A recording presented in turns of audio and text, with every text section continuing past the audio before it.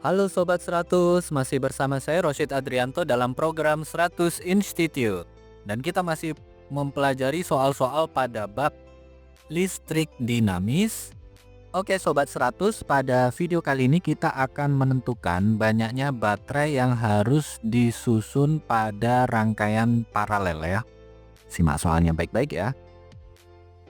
Jadi di sini diketahui ada sejumlah baterai disusun secara paralel dan dihubungkan dengan sebuah lampu dengan hambatan 1,2 ohm. Setiap baterai mempunyai GGL yang nilainya adalah 1,5 volt dan hambatan dalam 0,2 ohm.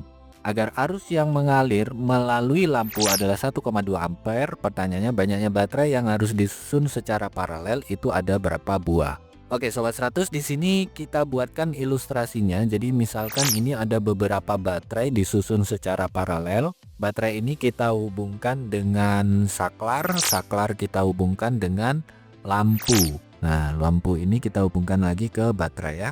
Ketika saklar di-on-kan, maka lampu akan menyala, menunjukkan di sini ada arus listrik yang mengalir dalam rangkaian. Kita simbolkan di sini arusnya adalah I, nilainya adalah 1,2 ampere ya. Kita juga bisa gambarkan aliran elektron itu dari kutub negatif baterai menuju kutub positif baterai. Nah, di soal diketahui masing-masing baterai ini memiliki GGL sebesar 1,5 volt, kemudian hambatan dalamnya R kecil sama dengan 0,2 ohm. Sementara lampu memiliki hambatan nilainya 1,2 ohm. Nah, yang ditanya adalah jumlah baterai yang harus disusun secara paralel. Ini nilainya berapa? Sobat 100 ingat ya, kalau di sini baterainya identik disusun secara paralel, maka rumus yang dipakai adalah kalau kuat arus sudah diketahui, formulanya yaitu arus sama dengan GGL per hambatan lampu ditambah hambatan dalam per jumlah baterainya. Karena kita ingin menghitung jumlah baterai ini, maka cara menghitungnya ini formulanya ditulis ulang. Yang di bawah tanda per ini kalikan dengan arus, sehingga nanti Sobat 100 akan dapatkan bentuk ini. GGL sama dengan arus kali hambatan lampu ditambah arus kalikan hambatan dalam per N, banyaknya baterai.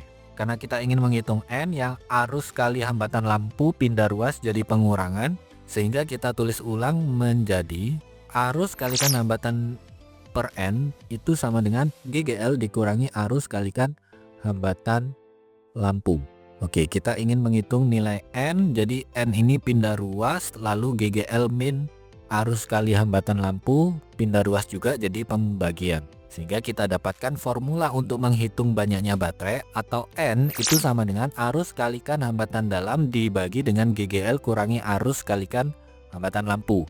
Sobat 100 masukkan angka ya, arusnya 1,2 ampere, hambatan dalamnya 0,2 ohm, GGL-nya 1,5 volt, arusnya 1,2 ampere, hambatan lampu 1,2 ohm. Sehingga kita tuliskan ini nilai N itu sama dengan 1,2 kalikan 0,2 dibagi dengan 1,5 dikurangi 1,2 kali 1,2.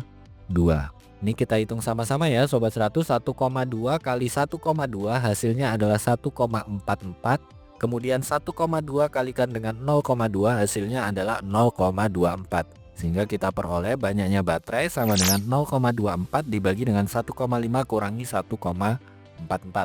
1,5 kurangi 1,44 hasilnya adalah 0,06. Jadi N sama dengan 0,24 dibagi dengan 0,06. Atau ini bisa kita tulis menjadi 24 dibagi dengan 6. 24 dibagi 6 kita peroleh banyaknya baterai itu sama dengan 4 buah. Ini jawabannya ya Sobat 100. Oke Sobat 100, sampai di sini bisa dipahami ya. Jadi ingat baik-baik, apabila ada baterai tersusun secara paralel, diketahui kuat arus listrik yang mengalir, diketahui GGL masing-masing baterai, diketahui hambatan dalam masing-masing baterai, diketahui hambatan lampu, ditanya banyaknya baterai itu berapa, maka untuk susunan paralel baterai yang identik, Sobat 100 ingat formulanya ya. Yang mana arus sama dengan GGL per hambatan lampu ditambah hambatan dalam per N. Ini rumusnya ditulis ulang, nanti Sobat 100 dapatkan bentuk akhir ini. Banyaknya baterai atau N itu sama dengan arus kalikan hambatan dalam dibagi dengan GGL kurangi arus kalikan hambatan lampu. Sobat 100, masukkan angka, lakukan perhitungan, nanti ketemu ya. banyaknya baterai adalah sekian buah. Begitu ya Sobat 100, sampai di sini bisa dipahami ya. Nah, kalau Sobat 100 sudah paham untuk video penjelasan ini, Sobat 100 bisa melihat atau mempelajari video penjelasan yang berikutnya.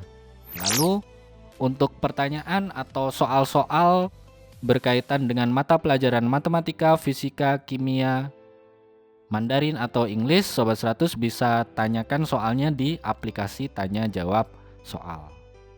Oke Sobat 100, selamat belajar ya.